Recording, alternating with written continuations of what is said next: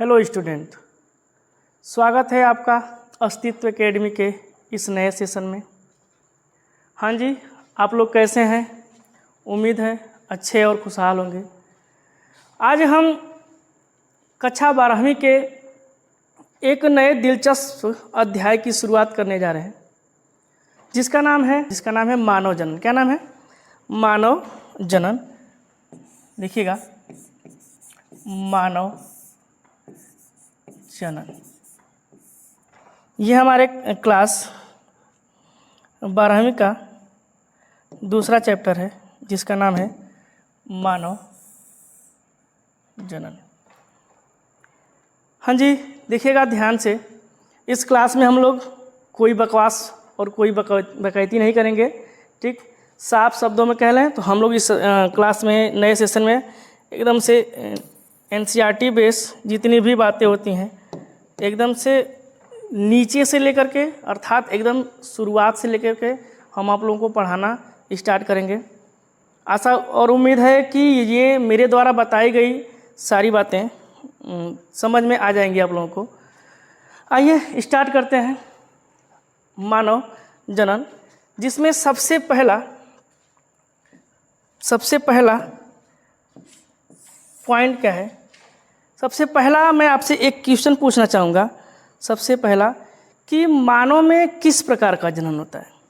मानव में किस प्रकार का जनन होता है? तो देखिएगा, सबसे पहला मनुष्य में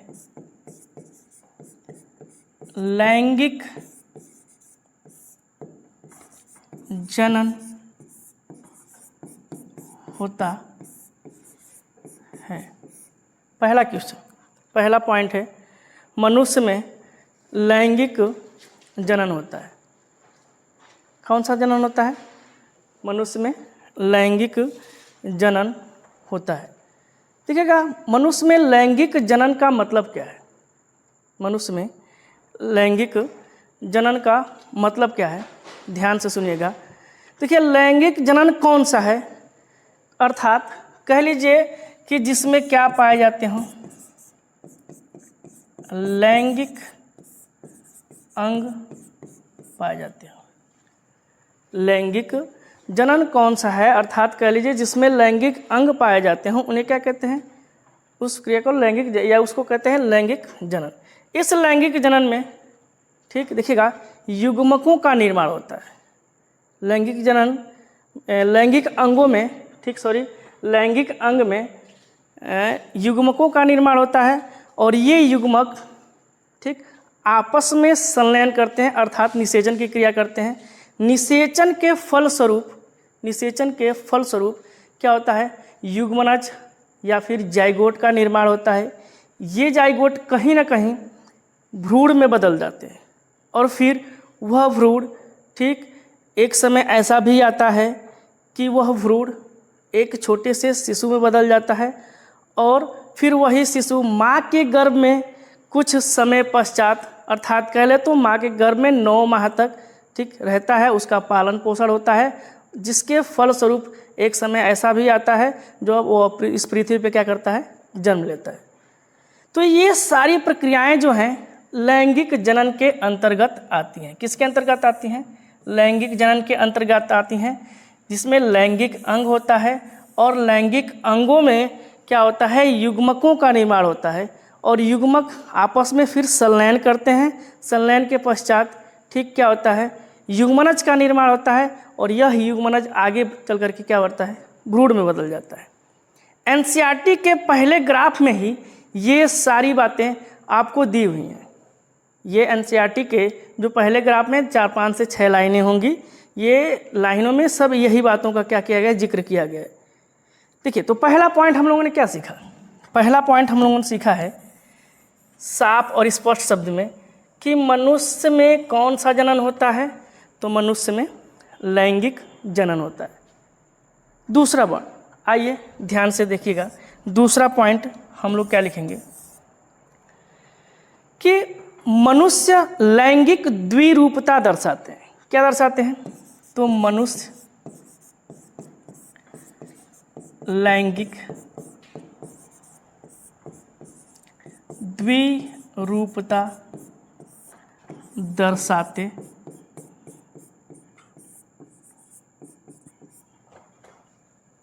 मनुष्य लैंगिक द्विरूपता दर्शाते हैं, अर्थात कह लीजिए तो लैंगिक अंगों के आधार पे मनुष्य के दो रूप हैं, या आप साफ शब्दों में कह सकते हैं कि लैंगिक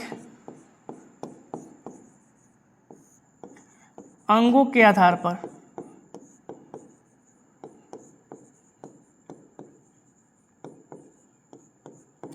मनुष्य के दो रूप,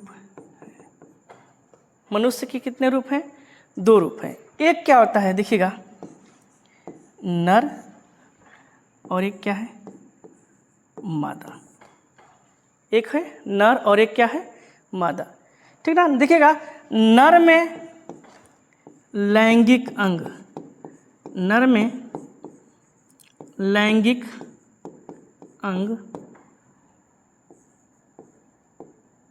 वृषण। नर में कौन सा लैंगिक अंग होता है? वृषण होता है, जिसे इंग्लिश में कह लीजिए तो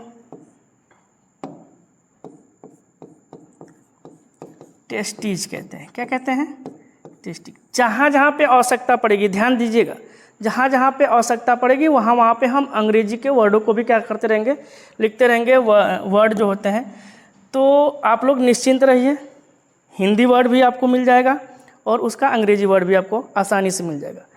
देखिएगा, नर में लैंगिक अंग कौन सा है? वृषण। और मादा में जो लैंगिक अंग है उसे कहा जाता है क्या? ठीक, अंडाशय। क्या कहा जाता है? अंडाशय। नर में वृषण और मादा में क्या होता है? अंडाशय होता है, जिसे इंग्लिश में आप लोग क्या कह सकते हैं? ओवरी। क्या कह सकते हैं? ओवरी। बात क्या हुई है? बात ये हुई है कि मनुष्य लैंगिक द्विरूपता दर्शाते हैं, या अर्थात कह लीजिए तो लैंगिक अंगों के आधार पे मनुष्य के कितने रूप हैं? दो रूप होते हैं, एक है नर और एक क्या है? मादा। ठीक है, वृषण से, वृषण, ठीक ना, में कौन जो युग्मक का निर्माण होता है, वृषण में जिस युग्मक का निर्माण होता है उसे कहा जाता है क्या? शुक्राणु। क्या कहते हैं? देखिएगा, शुक्राणु। और मादा में अंडाणु। इसे इंग्लिश में स्पर्म और इसे इंग्लिश में ओवम के नाम से जाना जाता है। फिर से आइए एक बार, नर और मादा। नर में लैंगिक अंग कौन सा है? वृषण। और मादा में लैंगिक अंग कौन सा है? अंडाशय। वृषण से कौन से युग्मक का निर्माण होता है? शुक्राणु। और यहाँ पे क्या होता है? अंडाशय से अंडाणु। ये बातें थीं जिसमें बताया गया था कि द्विरूपता दर्शाते हैं, अर्थात मनुष्य लैंगिक क्या दर्शाते हैं? द्विरूपता दर्शाते हैं, अर्थात दो रूप होते हैं। कितने होते हैं? दो रूप। तो ये दो बातें आपको मानव जन्म के स्टार्टिंग में ही ये दो बातें आपको हमने बताया है। चलिए आगे बढ़ते हैं। आगे क्या है? तीसरा पॉइंट क्या है? देखिएगा, तीसरा पॉइंट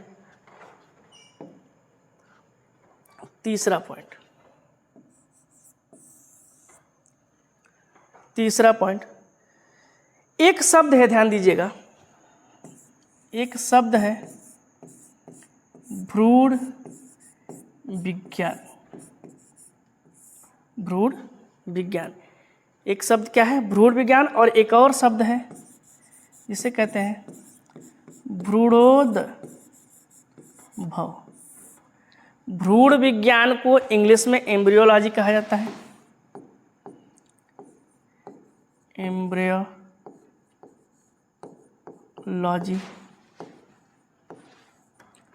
और भ्रूणोद्भव को इंग्लिश में एम्ब्रियोजेनेसिस कहा जाता है। क्या कहा जाता है? एम्ब्रियो।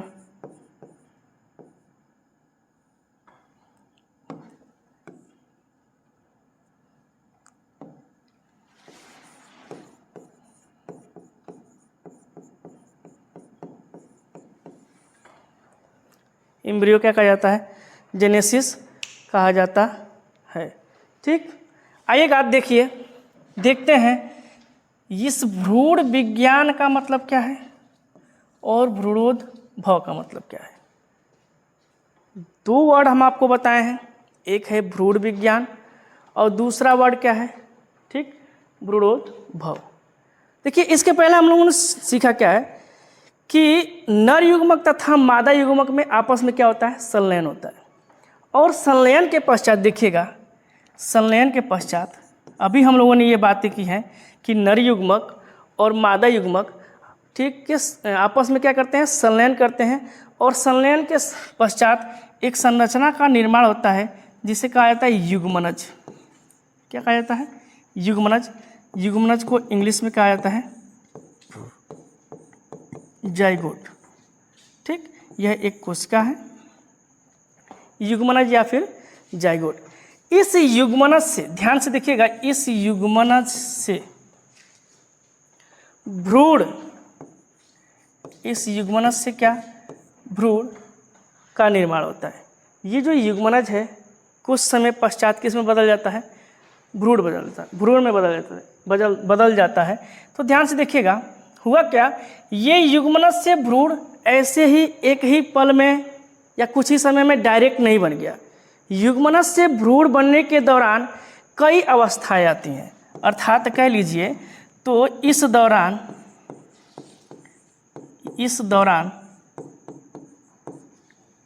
कई सारी अवस्थाएं आती हैं। युग्मनज से भ्रूण बनने के दौरान कई सारी अवस्थाएं आती हैं और इन्हीं कई सारी अवस्थाओं का अध्ययन करना, इन सभी अवस्थाओं को, देखिएगा, इस दौरान कई सारी अवस्थाएं आती हैं, इन सभी अवस्थाओं को भ्रूणोद्भव कहा जाता। आई होप बातें स्पष्ट हो गई होंगी। और इन सभी अवस्थाओं का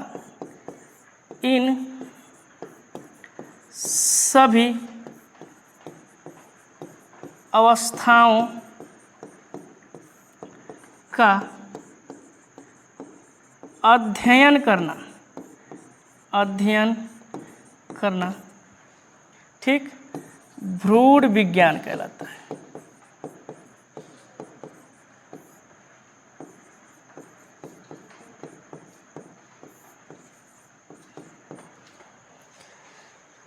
तीसरा पॉइंट हम लोगों ने क्या सीखा, अभी हम बोले एक वर्ड है, शब्द है भ्रूण विज्ञान, और एक क्या है, भ्रूणोद्भव। हमने बोला कि जब नर युग्मक, ठीक ना, मादा युग्मक के साथ संलयन करता है तो उस पश्चात एक संरचना का निर्माण होता है जिसे क्या कहा जाता है, युग्मनज। ये युग्मनज कुछ समय पश्चात भ्रूण में परिवर्तित हो जाता है और इस दौरान बहुत सारी अवस्थाएं बीच में घटित होती हैं या आती हैं। तो इन सभी अवस्थाओं को भ्रूणोद्भव कहा जाता है और इन अवस्थाओं का अध्ययन करना क्या कहलाता है, ठीक, इन अवस्थाओं का अध्ययन करना भ्रूण विज्ञान कहलाता है, अर्थात कह लीजिए तो, ठीक, एम्ब्रियोलॉजी कहलाता है। ठीक ना, भ्रूण विज्ञान एम्ब्रियोलॉजी कहलाता है। तो अब तक हम लोगों ने 3 वर्ड सीखे हैं, 3 वर्ड। पहला मैंने क्या बताया कि आपको पहला ये बताया कि मनुष्य में कौन सा जनन होता है, तो मनुष्य में लैंगिक जनन होता है। दूसरा हम लोगों ने क्या है, दूसरा अभी हम लोगों ने देखा था कि मनुष्य लैंगिक द्विरूपता दर्शाते हैं, या लैंगिक अंगों के आधार पर कितने रूप होते हैं, 2 रूप होते हैं, एक होता है नर और एक क्या होता है, मादा। तो ये 3 पॉइंट आपको समझ में आ गया होगा। चौथा पॉइंट देखते हैं हम लोग, कौन सा पॉइंट देखते हैं, चौथा पॉइंट देखते हैं। चौथा पॉइंट अभी देखिएगा क्या है कि मनुष्य में 2 प्रकार के लैंगिक अंग हैं। कितने प्रकार के लैंगिक हैं, अंग हैं, 2 प्रकार के लैंगिक अंग होते हैं। कितने प्रकार के लैंगिक अंग होते हैं? 2 प्रकार के, ठीक ना। कौन सा कौन सा? तो चौथा पॉइंट देख लीजिएगा। चौथा पॉइंट में ये है कि 2 प्रकार के लैंगिक अंग होते हैं। एक होता है प्राथमिक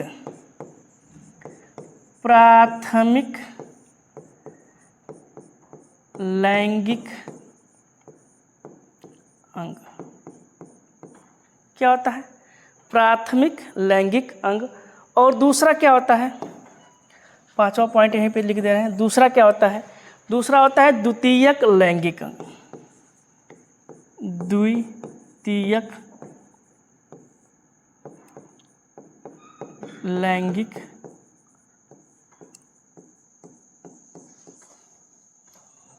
प्राथमिक लैंगिक अंग और द्वितीयक लैंगिक। सवाल यह है कि प्राथमिक लैंगिक अंग किसे कहते हैं?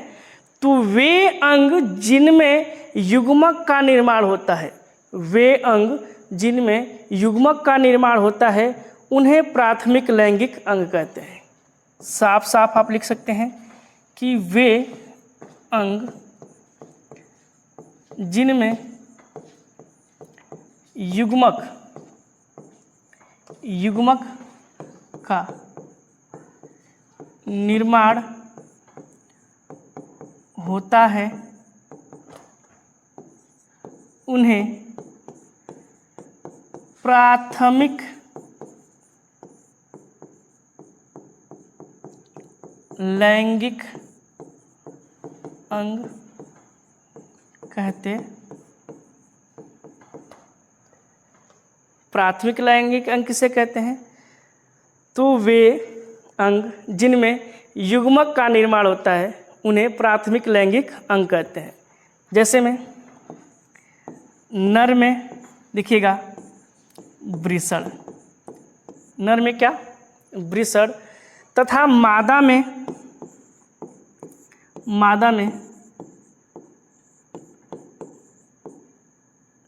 अंडाशय।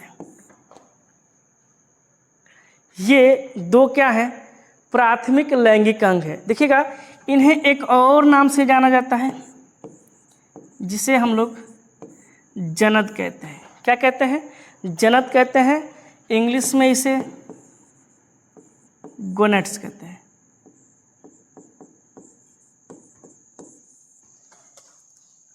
आई होप ये बातें आपको समझ में आ गई कि प्राथमिक लैंगिक अंग किसे कहते हैं। तो प्राथमिक लैंगिक अंग जो होता है वे अंग जिसमें युग्मक का निर्माण होता है, ठीक, उसे क्या कहते हैं? प्राथमिक लैंगिक अंग कहते हैं। नर में वो अंग क्या है? वृषण है। और मादा में वो अंग क्या है? अंडाशय। वृषण से क्या होगा? कौन सा युग्मक बनेगा? शुक्राणु बनेगा। और अंडाशय से क्या बनेगा? अंडाणु बनेगा। जैसे में देखिएगा, जैसे में क्या हम बता रहे हैं कि ये 2 चीज़ें आपको समझ में आ गई। जैसे ये क्या है? वृषण और अंडाशय। नेक्स्ट आइएगा, नेक्स्ट हम लोग क्या देखते हैं? द्वितीयक लैंगिक अंग। नेक्स्ट क्या है? द्वितीयक लैंगिक अंग। तो वे अंग, ध्यान से देखिएगा, वे अंग जो युग्मक को मार्ग प्रदान करने में सहायता करते हैं। वे अंग जो युग्मक को मार्ग प्रदान करने में सहायता करते हैं या उनके संलयन में सहायक होते हैं। लिख लीजिएगा यहाँ पे, वे युग्मक, ठीक ना, वे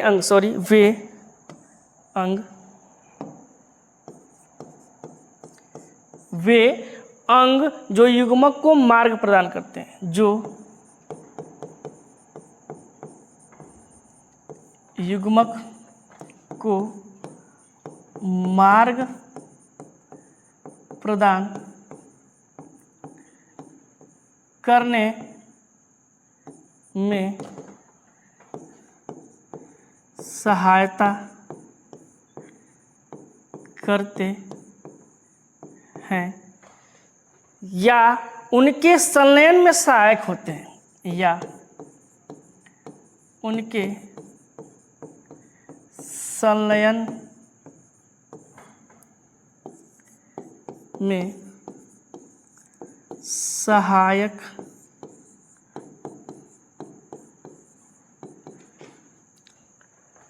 उन्हें क्या कहते हैं? द्वितीयक लैंगिक अंग कहते हैं। आइए दिखाते हैं एक डायग्राम आप लोगों को। ये देखिए, यहाँ पे क्या है? ये नर जनन तंत्र है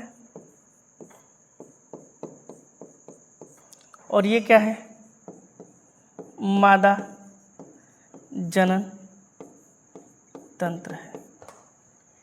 यहाँ पे देखिएगा, ये हमारा वृषण है, ये हमारा क्या है? वृषण है। और इस वृषण से निर्माण हो रहा है किसका? शुक्राणुओं का। और ये शुक्राणु ठीक पहुँचेंगे कैसे? शुक्राशय तक कैसे पहुँचाए जाएंगे?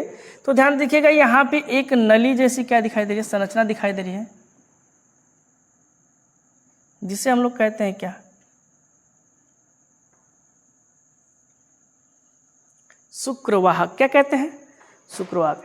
ऐसे ही देखिए, इसमें मादा जननतंत्र में यहाँ ये अंडाशय है और अंडाशय से अंडाणुओं का निर्माण होगा और इसे अंडवाहिनी या फैलोपियन ट्यूब द्वारा यहाँ से यहाँ तक क्या किया जाएगा? पहुँचाया जाएगा।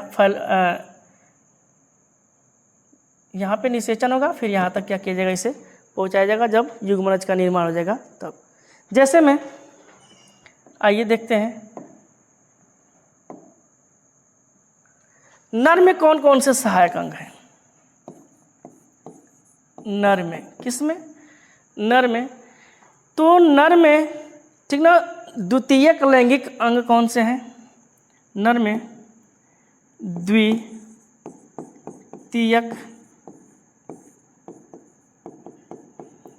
लैंगिक अंग कौन कौन से? ठीक ना, देखिएगा, प्राथमिक लैंगिक अंग नर में क्या था? वृषण था। द्वितीयक लैंगिक अंग क्या है? तो देखिएगा, सबसे पहला वृषण जाल। क्या होता है? वृषण जाल। दूसरा क्या है? शुक्र वाहिनी। क्या है?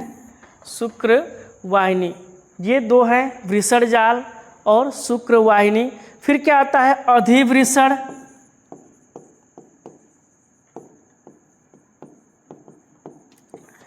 और एक और आ जाता है मूत्र मार्ग। ये द्वितीयक लैंगिक है, अंग है, जो क्या करते हैं? सिर्फ मार्ग प्रदान करते हैं, मार्ग प्रदान करते हैं। इनके अलावा कुछ ग्रंथियां भी हैं जो शुक्राणु को पोषण देने का क्या करती हैं? कार्य करते हैं। देखिए, जब शुक्राणु इस निर्माण होगा तो वो एक स्थान से दूसरे स्थान तक जाएगा तो उसे ऊर्जा चाहिए, और ऊर्जा मिलेगी कहाँ से? पोषण से। तो इन्हें पोषण देने का कार्य कौन करेगा? एक है क्या? शुक्राशय। क्या है? शुक्राशय। दूसरा क्या है हमारा? प्रोस्टेट। प्रोस्टेट। और तीसरा क्या है? कंद मूत्र पथ। ये तीन तरह की ऐसी ग्रंथियां हैं जो पोषण प्रदान करती हैं। क्या प्रदान करती हैं? पोषण प्रदान करती हैं। क्या सर इन्हें भी द्वितीयक लैंगिक अंग के रूप में माना जा सकता है? एकदम हाँ, इन्हें भी हम लोग क्या कह सकते हैं? ये सभी के सभी हमारे क्या हैं? तो द्वितीयक लैंगिक अंग है। किसमें? तो नर में। किसमें? ठीक ना, अंग है किसमें?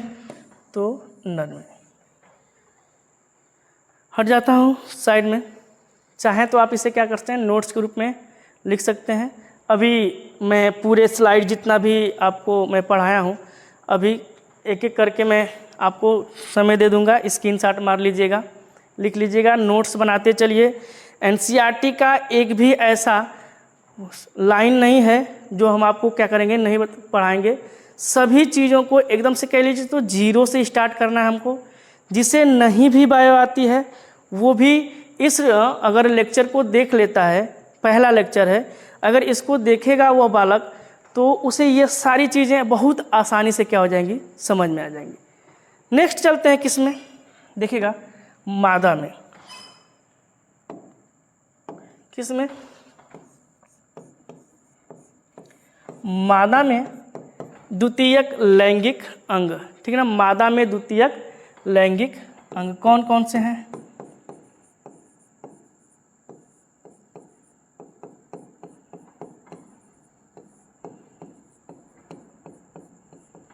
मादा में द्वितीयक लैंगिक अंग देखिएगा क्या है। पहला है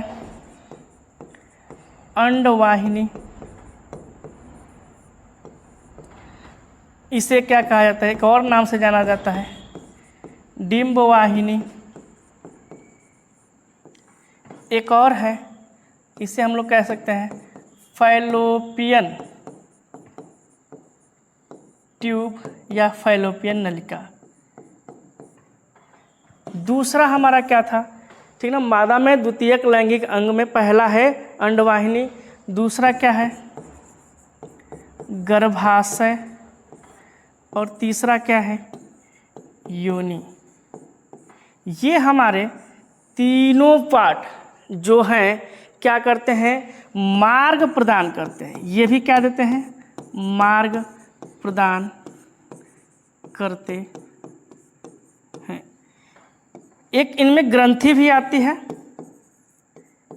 इसमें एक क्या आती है, ग्रंथि भी आती है, जिसे कहा जाता है बार्थोलीन ग्रंथि। कौन सी ग्रंथि, बार्थोलीन ग्रंथि, जो चिकनाहट प्रदान करती है। तो ये था मादा में लैंगिक अंग। अब तक हम लोगों ने क्या क्या पढ़ा है, ध्यान से देखिएगा। पहले स्लाइड पे आना हम चाहेंगे। देखिए ये हम लोगों ने स्टार्ट किया था आज क्लास 12वीं का दूसरा चैप्टर, जिसका नाम क्या है, मानव जनन, जिसमें हम लोगों ने सबसे पहले देखा कि मनुष्य में लैंगिक जनन होता है। कौन सा जनन होता है, लैंगिक जनन होता है। दूसरा पॉइंट हम लोगों ने क्या देखा, मनुष्य लैंगिक द्विरूपता दर्शाते हैं, अर्थात लैंगिक अंगों के आधार पे मनुष्य के कितने रूप होते हैं, 2 रूप होते हैं। एक होता है नर और एक क्या होता है मादा, ठीक ना। नर में लैंगिक अंग वृषण और मादा में लैंगिक अंग अंडाशय। इस लैंगिक अंग से एक पदार्थ का निर्माण होता है जिसे कहते हैं युग्मक। कौन सा पदार्थ है यह, वो कौन सा युग्मक है, शुक्राणु, और अंडाशय से क्या है, अंडाणु निर्माण होता है। आगे दूसरा पॉइंट हम लोगों ने क्या देखा था, दूसरा पॉइंट हो गया। तीसरा देखा था हम लोगों ने 2 वर्ड देखे थे। एक क्या था भ्रूण विज्ञान, जिसे इंग्लिश में एम्ब्रियोलॉजी कहा जाता था, और एक क्या है भ्रूणोद्भव। जब नर युग्मक और नर युग्मक और मादा युग्मक, हाँ, जब नर युग्मक और मादा युग्मक आपस में संलयन कर रहे थे तो युग्मनज का निर्माण हो रहा था, और यह युग्मनज कहीं ना कहीं भ्रूण में क्या हो जा रहा है, बदल जा रहा है।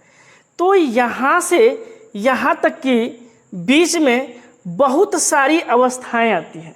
जैसे में आप लोगों ने देखा होगा, जो लोग पढ़े होंगे, आता है गैस्टुला, ब्लास्टुला, तूतक अवस्था, ये सारी अवस्थाएं आती हैं।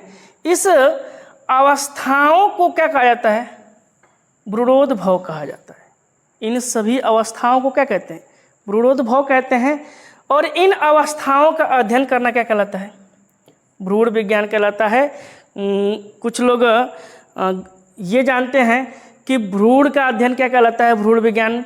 ऐसा नहीं है, इन सभी अवस्थाओं का अध्ययन करना क्या कहलाता है, भ्रूण विज्ञान कहलाता है। चौथा पॉइंट हम लोगों ने क्या देखा था कि प्राथमिक लैंगिक अंग, दो प्रकार के लैंगिक अंग होते हैं, दो प्रकार के क्या होते हैं, लैंगिक अंग होते हैं। एक होता है प्राथमिक लैंगिक अंग, हमने उसकी परिभाषा देखी कि वे अंग जिनमें युग्मक का निर्माण होता है उन्हें प्राथमिक लैंगिक अंग कहते हैं। ठीक, नर में वह वृषण है और मादा में वो क्या है, अंडाशय। इन्हें जनद भी कहा जाता है। आपके एनसीईआरटी में एक वर्ड लिखा हुआ है जनद। आगे देखिएगा, द्वितीयक लैंगिक अंग क्या, तो वे अंग जो युग्मक को मार्ग प्रदान करने में सहायता करते हैं या उनके संलयन में सहायक होते हैं, उन्हें क्या कहते हैं, द्वितीयक लैंगिक अंग कहते हैं। ठीक, अब नर में द्वितीयक लैंगिक अंग कौन है, तो वृषण जाल, शुक्रवाहिनी, अधिवृषण, मूत्राशय, ये सब मार्ग प्रदान करते हैं। और शुक्राशय, प्रोटेस्ट ग्रंथि, कंद मूत्र पथ, ये क्या करते हैं, शुक्राणुओं को पोषण देते हैं। इन्हें क्या कहा जाता है, द्वितीयक लैंगिक अंग। नेक्स्ट देखिएगा, मादा में द्वितीयक लैंगिक अंग क्या है, तो अंडवाहिनी, इसको डिंबवाहिनी या फैलोपियन ट्यूब के नाम से भी जाना जाता है। यह है गर्भाशय, दूसरा और तीसरा क्या है, योनि, और एक ग्रंथि पाई जाती है इसमें जिसे कहते हैं बार्थोलिन ग्रंथि। ये तीनों मार्ग प्रदान करते हैं और ये ग्रंथि क्या करती है, चिकनाहट प्रदान करती है। आइए छठे पॉइंट की तरफ चलते हैं, छठे पॉइंट की तरफ चलते हैं। छठा पॉइंट क्या है, अभी हम लोगों ने एक वर्ड पढ़ा था जनद, क्या पढ़ा था, जनद। ठीक, एक वर्ड हम लोगों ने अभी क्या पढ़ा था, जनद पढ़ा था। आइए दिखाते हैं आप लोगों को जनद कहाँ पे हम लिखे थे। देखिए, एक वृषण था और एक क्या था, अंडाशय। इन दोनों को क्या कहा जाता है, जनद कहा जाता है। ठीक, वृषण, अंडाशय। तो कहने का मतलब यह है कि ये वृषण और अंडाशय की उत्पत्ति कैसे हुई, वृषण का निर्माण कैसे हुआ। तो देखिएगा, जब एक अवस्था आती है जिसे कहते हैं क्या, भ्रूण। भ्रूण में तीन तरह की परतें पाई जाती हैं। एक होता है एक्टोडर्म, ठीक, एक होता है एक्टोडर्म, दूसरा होता है मीजोडर्म, तीसरा क्या होता है, एंडोडर्म।